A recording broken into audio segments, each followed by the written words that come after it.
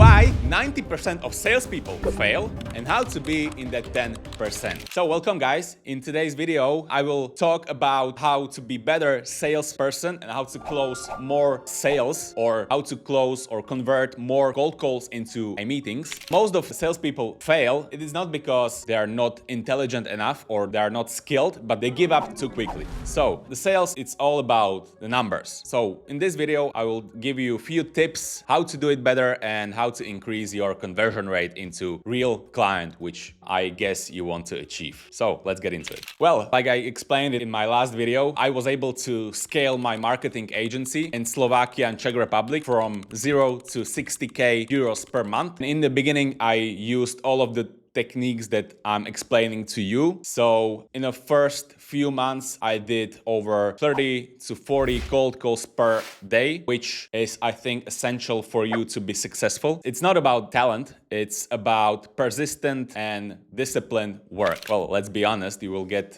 most of your cold calls will be negative in terms of rejection. So they will reject you, and you need to keep your head up and persist and keep going. This is essential. Like I said, reason number one is that you are not persistent. So after 10 to 20 cold calls per week, you get rejected and you just give up. This is mistake number one that most of salesmen do, which is they give up too quickly. Top 10% of most successful people, which I would like to include myself in this group, we are persistent. So even with few or most no's, or after most no's or rejections, we just keep going. We don't give up. So this is essential for your success. What worked for me was I took whole, let's say, cold outreach or persistency in that case as a game. So how many no's can I get? And I would like to say that I'm an introverted person, so I hate to change my mind or set up my mind like this, that I don't really care about how people treat me in those cold calls, but I would still try my best to convert them. Conclusion to this is, for me, it's always like this in the sales. The more you do, the more you convert. So it's simple as that. The more cold calls you do, the more business you will have, or more meetings you will have. And this will essentially bring you more clients into your company, or you will be able to close more deals. Reason number two is fear of rejection. So I would bet my money on you being stressed before dialing in the number. What happened for me, and that's how I felt before I dialed in the number. So in the end of the day, you have nothing to lose. You have everything to gain and nothing to lose.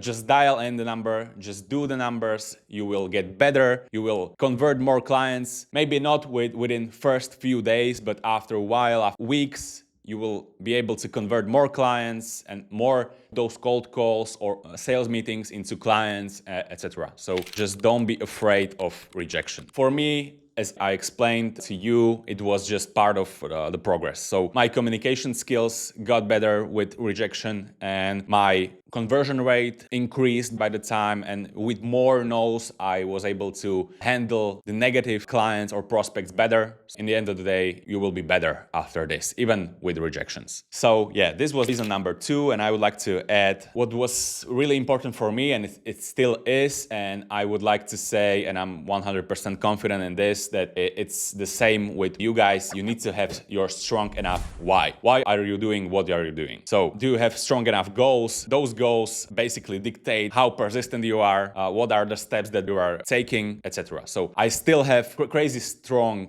why. That's why I'm doing everything. So that's why I'm recording this. That's why I was able to scale my agency to this point, and I have huge goals ahead of me. So that's why I was able to persist and to keep dialing those numbers, rejection after rejection, because I had strong enough why. So that's my, I guess, ultimate recommendation for you. Just write down your goals and make them big enough for you to be persistent and to keep trying no matter what. So this is key for your success. Reason number three, which is the case for most unsuccessful closers or salespeople, you don't follow up with those really qualified leads. And let me phrase it like this. If they don't say no, there is still a chance. So depends on your market. For example, in Slovakia and Czech Republic, it's really, I cannot waste qualified leads. So I don't have an abundance of qualified leads or prospects that I can or we can work with. So I really had to extract as much as possible from my existing database and qualified prospects. So that's why I have this point here. The reason 3 that you are not successful, it's because you are not following up on those leads that didn't say no. So just be consistent. If prospect don't say no, just keep following up with him. Few times per week, just be persistent. I did close many clients because of the follow-up. Let's say I had few clients that I was in the process of closing for 6-8 months, that they were in the pipeline, and I was just consistent with follow-ups, with calling them again and again and again, and what's their